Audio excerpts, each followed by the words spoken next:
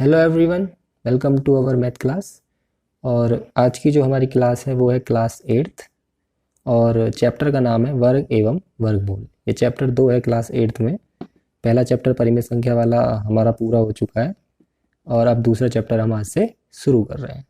तो वर्ग एवं वर्गमूल में आज हम केवल वर्ग की ही बात करेंगे। वर्ग क्या होता है, ठीक है। तो वर्ग के बारे में डिटेल में आज की वीडियो में बताया गया है।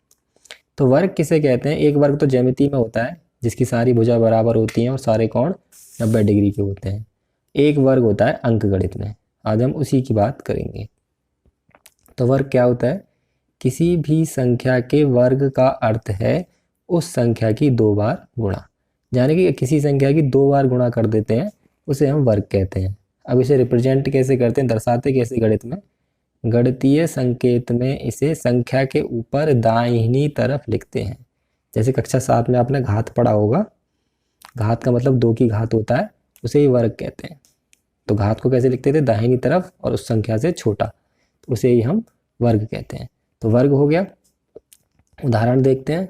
2 का वर्ग, 2 का वर्ग मतलब 2, ये जो घात है इसे कहते हैं वर्ग।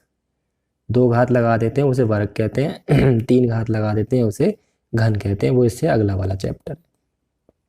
तो 2 का वर्ग इसे गणितीय संकेतन में हम इस तरह से लिखेंगे और इसकी गुणा करने के लिए हम इसकी 2 बार गुणा कर देंगे। 2 गुणा 2 यानी कि 4, ठीक है। ऐसी 8 का वर्ग, 8 की घात। Hello everyone, welcome to our math class. और जो आज की हमारी क्लास है वो क्लास 8th के लिए है और चैप्टर का नाम है वर्ग एवं वर्गमूल। आज हम मेनली जिस टॉपिक के बारे में बात करेंगे वो है वर्ग।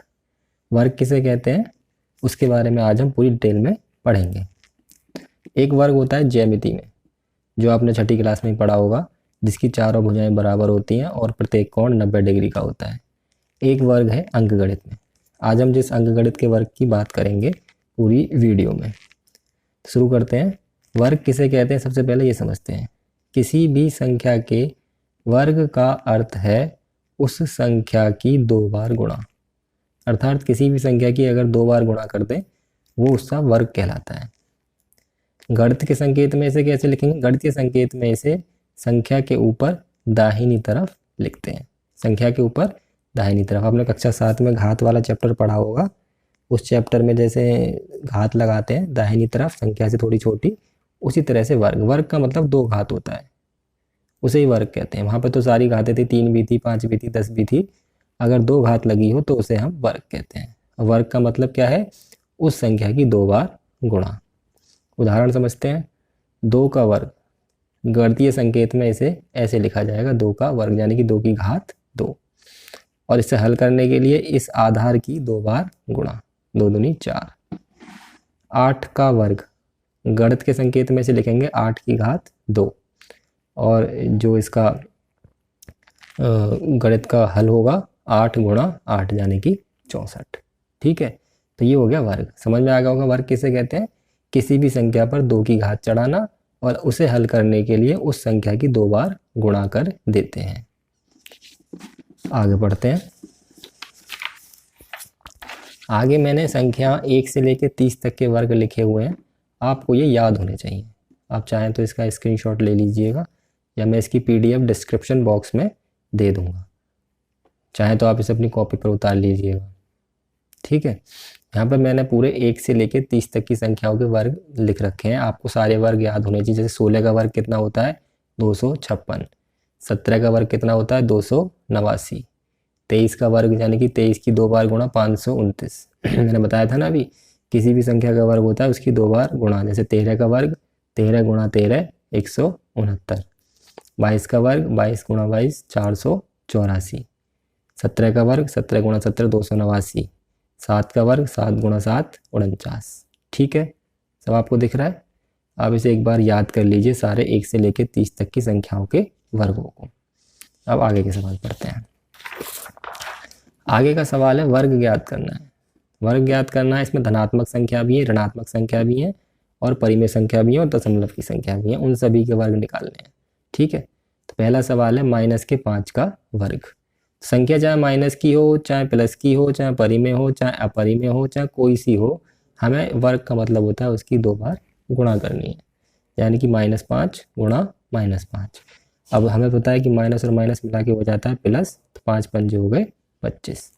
अगला सवाल है -13 का वर्ग।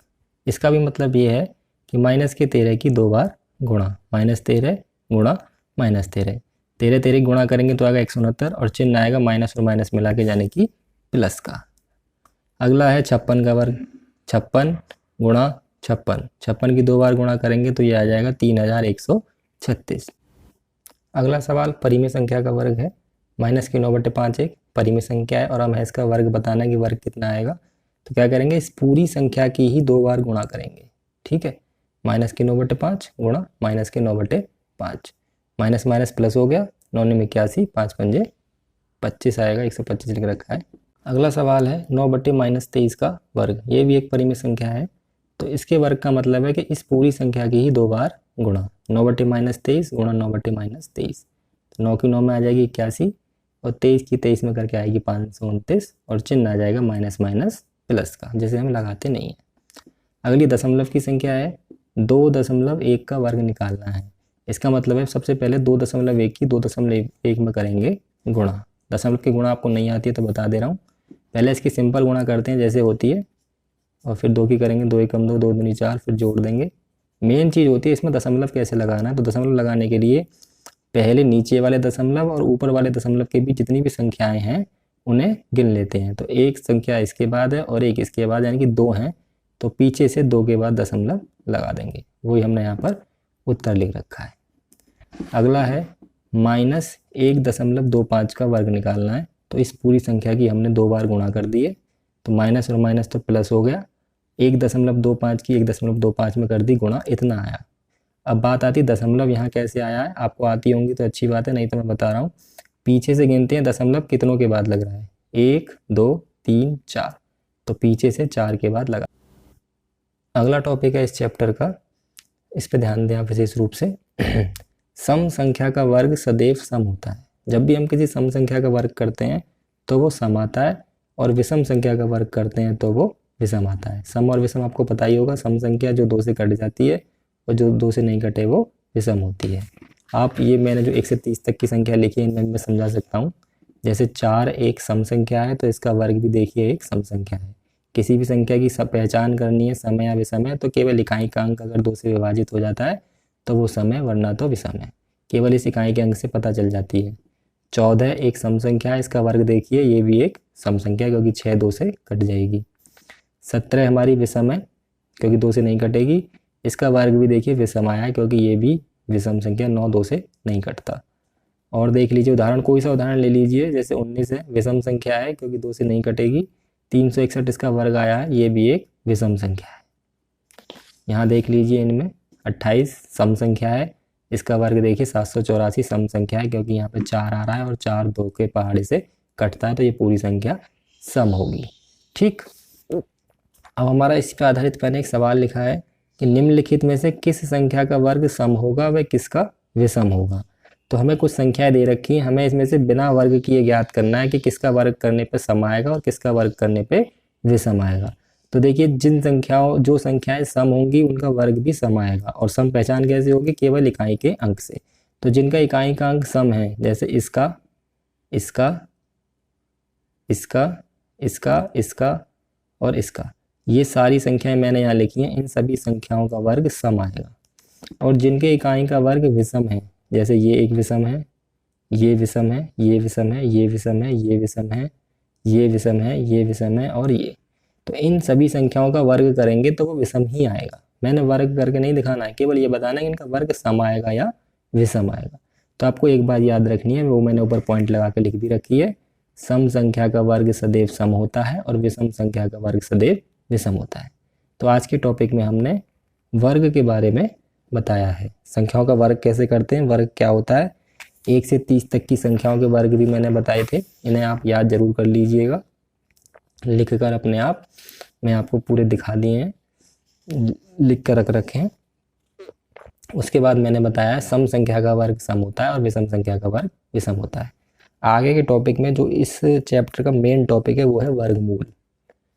तो आगे के टॉपिक में हम वर्गमूल के बारे में पढ़ेंगे। तब तक आज की वीडियो में इतना ही है। धन्यवाद।